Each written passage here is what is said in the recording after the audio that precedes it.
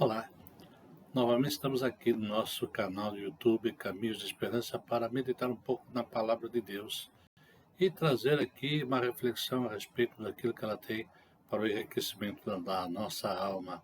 E faço aqui, de saída, uma pequena pergunta. O que se pode retirar de bom de uma lata de lixo? Bem, uma pergunta interessante porque depende das mãos de quem vai manuseá-la. Depende de onde essa lata de lixo tenha vindo. Depende das necessidades da pessoa que estiver diante dela. Uma série de situações que aí está. Por quê? Porque, pensando bem, nós jogamos muita coisa boa fora, não é verdade? Não sei se você sabe, mas o lixo brasileiro é tido como um dos mais ricos do mundo. Por quê?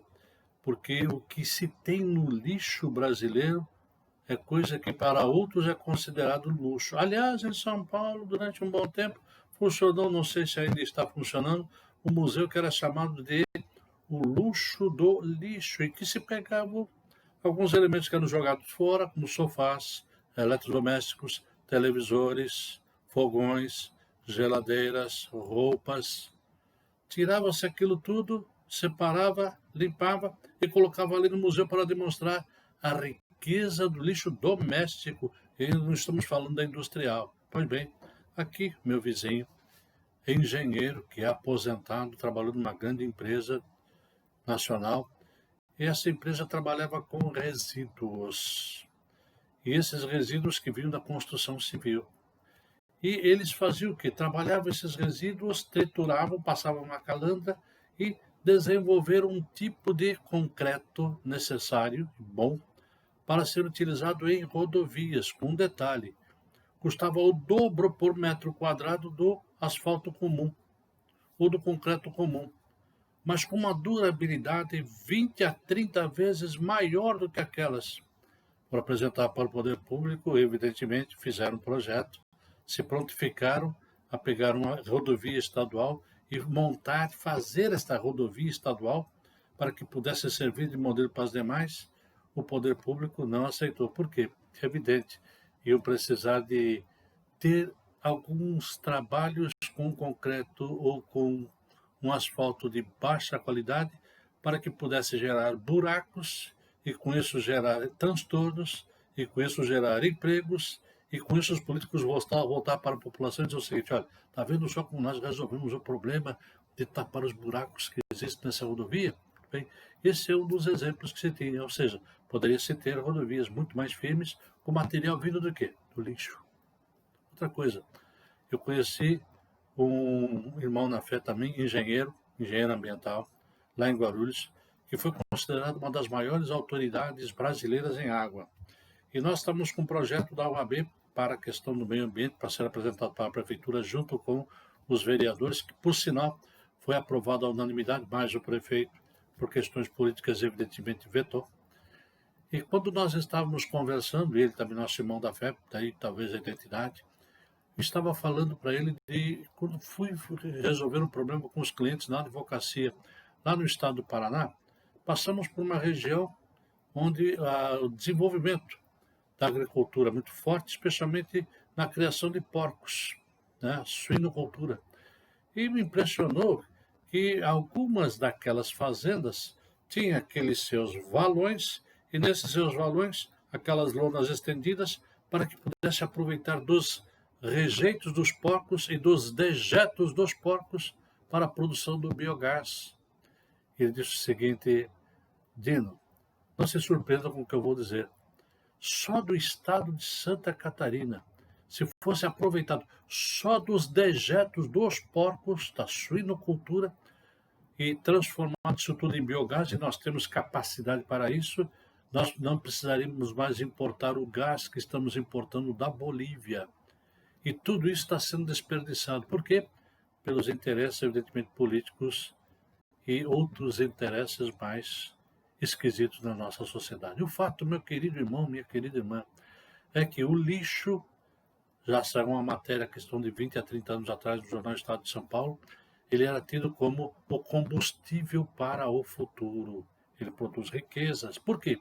Porque nós jogamos muita coisa e coisa boa fora. Aliás, gostaria de chamar a atenção que a nossa igreja, a Igreja Metodista, assim como outras igrejas, as igrejas batistas, as igrejas presbiterianas e outras como a Renascer, a Assembleia de Deus, começaram um bom tempo atrás, há muitos anos, a realizar um trabalho de recuperação, tentativa de recuperação de moradores de rua no centro de São Paulo, lá na chamada Cracolândia. Só que aí vieram à tona a quantidade de pessoas que lá estavam. Muitos deles que estavam se sujeitando a morar nas ruas eram médicos, dentistas, engenheiros, advogados, professores, alguns falando vários idiomas, empresários falidos, gente de bem, pessoas simples, mas que, por causa da bebida, por causa de questões econômicas mal resolvidas, casamentos mal resolvidos, outras situações más, foram se afundando e caíram lá naquela lata de lixo e foram morar ali nas ruas, muitas vezes para depender das benesses de alguém, mas estavam lá morando nas ruas. E o interessante é que alguns conseguiram recuperação de sucessos. A nossa igreja, inclusive, teve algumas pessoas que acabaram vindo para a igreja, recuperaram-se. E uma coisa que me impressionou uma vez era o professor que falava acho que 5 ou 6 idiomas, mas lá estava. Ou seja, pessoas de bem que foram parar na lata de lixo, juntamente com tantos outros. Meus irmãos, assim é a sociedade. Enquanto você tem dinheiro, enquanto você tem prestígio, enquanto você tem aquela projeção social, os amigos aparecem, mas às vezes coisas mal resolvidas, escolhas mal feitas, nos levam para viver aquele clima de lixo ou de uma lata de lixo da sociedade. E permita-me dizer uma coisa, para Deus não existe caso perdido.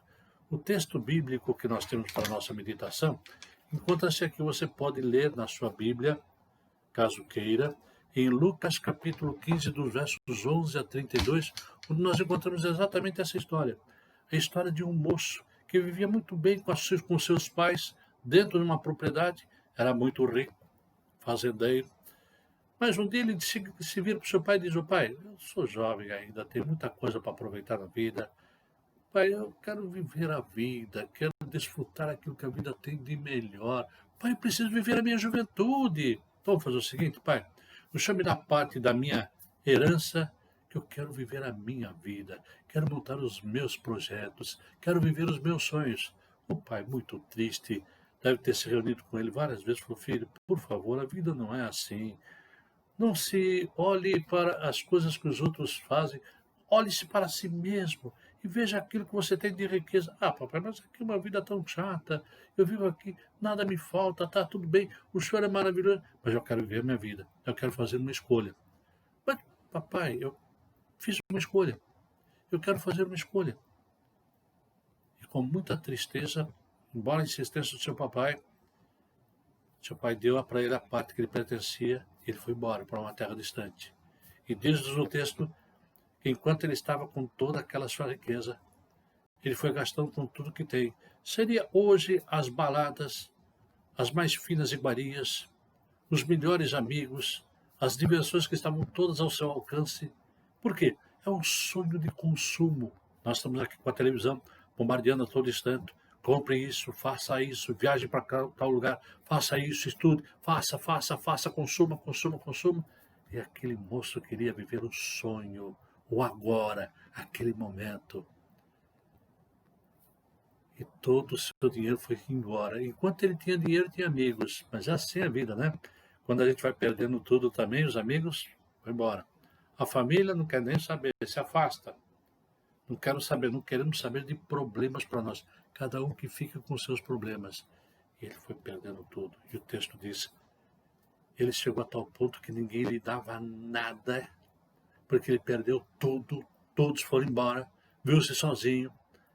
E a única coisa que restou para ele foi trabalhar numa granja para cuidar dos porcos.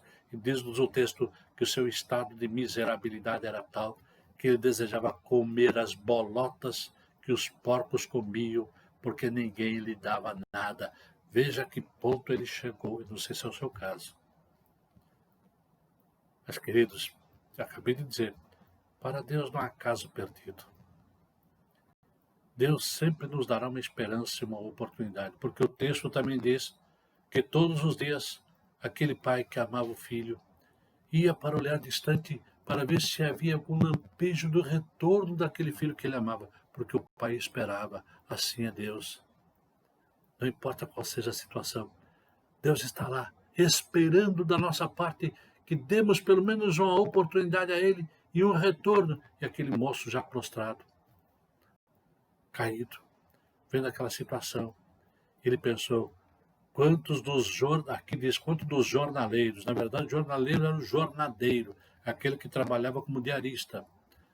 Quantos deles têm em abundância? Eu estou aqui vivendo essa vida de miséria, produto das minhas escolhas.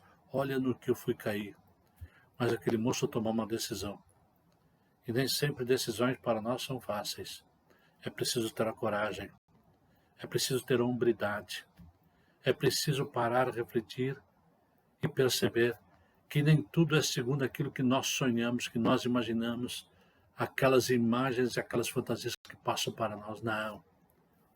Mas aquele moço prostrado disse, eu vou fazer o seguinte, eu vou me levantar, vou encontrar meu pai, vou pedir perdão ao meu pai, vou dizer, pai, me perdoe, porque eu pequei contra os céus e pequei contra ti, eu não sou digno de ser chamado teu filho, mas me trata como um dos seus jornadeiros. Preciso coragem para tomar decisão. É preciso porque quando nós tomamos uma decisão, a decisão é nossa, mas a força vem de Deus. O cair é do homem, mas o levantar é de Deus. Eu não tenho dúvidas que Deus levantou aquele moço para tomar a decisão. E nos diz o texto, quando ele foi chegando próximo daquele local, maltrapilho, fedido, talvez cheio de feridas, o pai o viu de longe, o reconheceu de longe, e quando o pai o viu, diz-nos o texto, saiu correndo ao seu encontro, o abraçou, o beijou e o recebeu gostoso, apesar daquele seu estado de mendigo, sujo, fedido, talvez cheio de feridas. Ele começa a dizer, pai, me perdoa. Eu pequei contra o céu perante ti. Mas o pai não estava nem aí pensando nessas coisas, simplesmente o pai queria abraçá-lo, queria beijá-lo, queria tê-lo. Já deu a ordem, olha, por favor, leve o meu filho, dá-lhe um banho, troque suas roupas, cure suas feridas, traga o meu filho, porque nós vamos fazer uma grande festa. Coloque o anel no seu dedo, roupas novas e vamos fazer uma grande festa. Foi feita uma grande festa, o texto diz. Embora o irmão do filho pródigo tenha ficado indignado, o pai se virou para ele e para todos os demais e disse, vinde, alegremos-nos, porque esse meu filho estava morto e reviveu, estava perdido e foi achado. Querido irmão, querida irmã, talvez você possa pensar que o seu pai, sua mãe, seu irmão, sua irmã, seu filho, sua filha, aquele seu parente, aquela outra pessoa, isso é caso perdido. Para Deus não existe caso perdido. Ele ama e ama incondicionalmente. Basta ter a coragem de se levantar, de ir ao seu encontro, porque Ele já está nos esperando na cruz com os braços abertos. E Ele está dizendo, vinde benditos de meu Pai, possui por herança o reino que está preparado desde a fundação do mundo. É assim que Ele quer. Qual seja a sua situação, volte, volte, volte, porque Deus maravilhoso como é, te ama, sempre te amará e sempre te dará a oportunidade de ser redimido. Que Deus te abençoe.